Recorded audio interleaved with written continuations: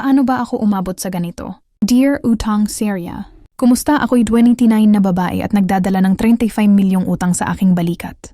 Mayroon akong negosyo sa pagmamanupaktura, tela ang gamit, na tumatakbo na ng 4 na taon. Sa totoo lang, ang bilis ng takbo ng pera dahil sobrang in-demand ng mga produkto namin. Kahit sa online, libo-libong piraso ang nabebenta. Kaya nga, nagdesisyon kaming subukan ng online selling. Isang araw, nakakuha ako ng pinakamalaking order ko noon, 500 piraso. Pero kulang ang puhunan ko, kaya inanyayahan ko ang aking kapatid na maging partner. Hati kami sa kita at naging matagumpay ang aming mga transaksyon, sunod-sunod ang mga malalaking order. Dahil sa dami ng orders, naghanap ako ng mga investors para makapagpatuloy. Nag-alok ako ng 15% na interest sa kanilang mga pondo para mas madaling makuha ang loob nila. Umabot sa puntong ang dami na nilang lumapit sa akin para mag-invest.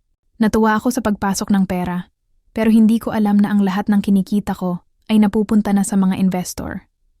Para lang magpatuloy ang negosyo, naghanap ulit ako ng pondo at umutang kung saan-saan para mabayaran ang mga interes. Hanggang sa lubog na ako sa utang. Nagpagod ako para sa iba at umabot ako ng halos 2 taon sa ganitong sistema.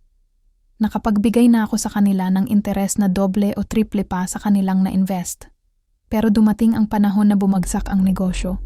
Hindi ko na kayang magbayad dahil ubos na ang puhunan ko sa interes kaysa sa pagbili ng bagong stock. Hanggang ngayon, hinahabol pa rin nila ako.